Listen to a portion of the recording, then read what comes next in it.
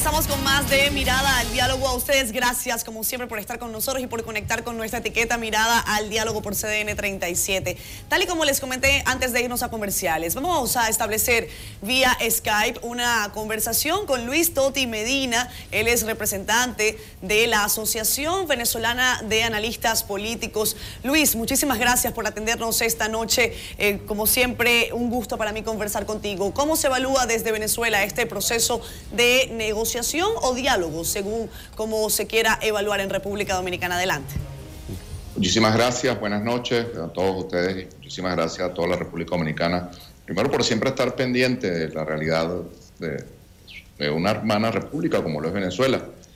También por servir de espacio para que Venezuela trate de conseguir justamente ese encuentro, ese diálogo, ese reconocimiento necesario de la parte para avanzar en cuanto a al procesamiento, a la forma más idónea de procesar las diferencias políticas que existen en Venezuela.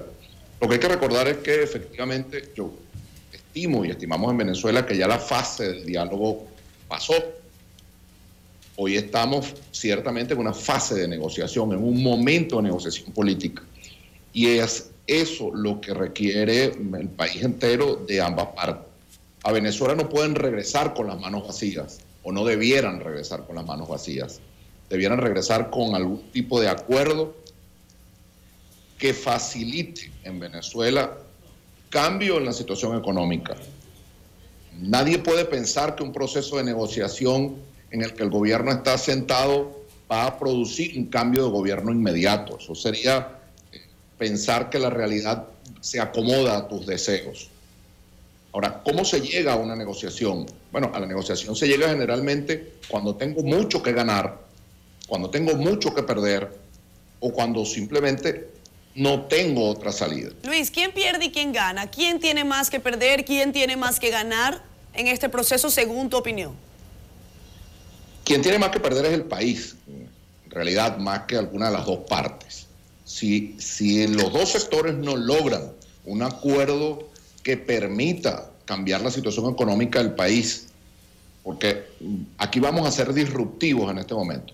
Largo rato tenemos diciendo que debe cambiar, debe operar un cambio político para que proceda luego un cambio económico. La verdad es que Venezuela demanda en este momento un cambio económico, ya sea que lo tome el gobierno actual o ya sea que lo tome un nuevo gobierno. Pero en Venezuela hay que cambiar la dinámica política, hay que cambiar la dinámica económica para que la situación social mejore. Luis, desde República Dominicana, perdón que te interrumpa, hay distintos representantes de partidos políticos, también algunos analistas que consideran que parte de lo que está ocurriendo en Venezuela es, en cierta medida, una responsabilidad de los dirigentes opositores, de la dirigencia opositora. ¿Cómo se ve esto desde Venezuela? Para esto no hay manuales.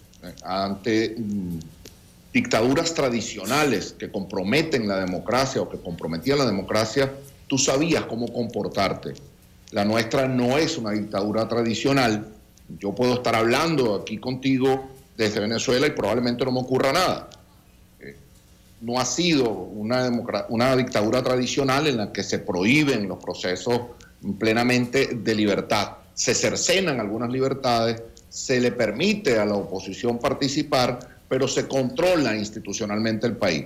Ante esto no existen manuales y ciertamente la oposición ha perdido la avanzada, ha perdido la dinámica en la que era propositiva y pasó a ser reaccionaria. Pasó a reaccionar ante las acciones del gobierno. Hay que recordar cómo llegaron ambas partes a este momentum del diálogo. Sí. La oposición llega fragmentada, llega en lo que los estudiosos de las ciencias políticas denominan clivaje. Es decir, eso es un fenómeno químico, pero que aplicado a las ciencias políticas es cuando una parte se fragmenta en varias partes de sí misma. Sí. Tenemos una oposición que cree y apuesta plenamente al escenario electoral.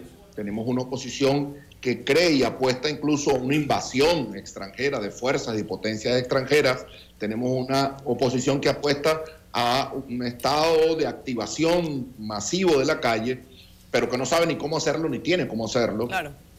Y esas distintas oposiciones, representadas hoy, no todas, hay que decir también que así como no está el gobierno todo representado allí, cuando uno escucha de altos personeros del gobierno, como Diosdado Cabello, desconocer o convertirse en francotirador de las acciones que están ocurriendo en Santo Domingo, uno entonces intuye que el gobierno todo, o el oficialismo todo, tampoco está cohesionado.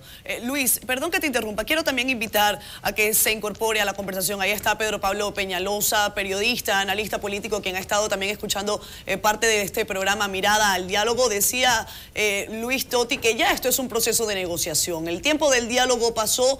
Pedro Pablo, según la opinión de Luis Totti, regresar con las manos vacías cada uno de los representantes, tanto de oposición como de gobierno. ¿Qué tan factible ves tú que alguien llegue a Venezuela con manos llenas o medianamente llenas, o con la fundita con alguito adentro?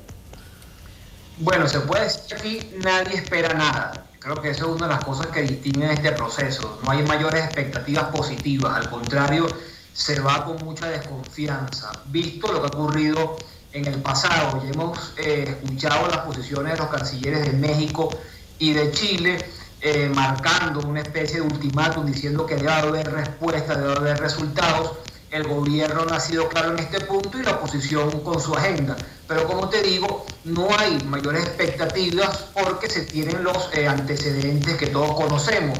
El proceso anterior fue un fracaso, este todavía no arroja resultados y sobre todo esas bajas expectativas están allí, sobre todo por la actuación del gobierno, porque el gobierno, lejos de dar una muestra de querer ceder, de querer abordar los temas más importantes, lo que hace es más bien burlarse. En estos días el presidente Maduro decía que el diputado Julio Borges, hasta hace pocos días presidente de la Asamblea Nacional, tenía que estar preso, y bueno, permanentemente fustiga, insulta a los dirigentes de la oposición. Y obviamente ese no es un escenario o ese no es un mensaje que se muestre favorable a un acuerdo. Por eso te digo que son pocas las expectativas que existen y se espera que salga de este proceso, porque hay sobre todo dos puntos muy importantes. Sí es cierto, se ha hablado del tema del canal humanitario, pero sobre todo desde mi punto de vista el punto fundamental es el tema electoral. Este año en Venezuela debe ser un año de elecciones presidenciales. El chavismo el año pasado demostró que puede vaciar de contenido el voto, es decir, que puede anular el voto como un mecanismo de cambio. La oposición va con el objetivo, así lo ha dicho, de rescatar el voto, de que la gente pueda participar en un proceso con un mínimo de garantías, con transparencia, para que la gente decida si quiere continuar con este proceso que estamos viviendo, que nos tiene sufriendo una inflación, una hiperinflación impresionante, una escasez de alimentos y medicinas, o si quiere un cambio, pero que para que la gente pueda expresarse tiene que haber condiciones, y eso es lo que está exigiendo, y así lo ha dicho la Mesa de la Unidad en ese proceso de negociación. Pedro Pablo, pero ¿cómo pretender o pensar que un proceso electoral limpio, transparente, tal y como escribió allí textual Marco Rubio en su cuenta de Twitter, se va a llevar adelante cuando, por ejemplo, un día como hoy, en el que se reinicia este proceso de negociación, el Consejo Nacional Electoral anuncia que hay que volver a verificar a partidos que están aquí hoy negociando? Bueno, por eso te decía que las expectativas son cero. Eso, en realidad eso es lo que existe. Yo creo que la sorpresa sería si hay algún tipo de resultado positivo. ¿Por qué? Bueno, por lo que tú señalas, porque ha sido la posición del gobierno.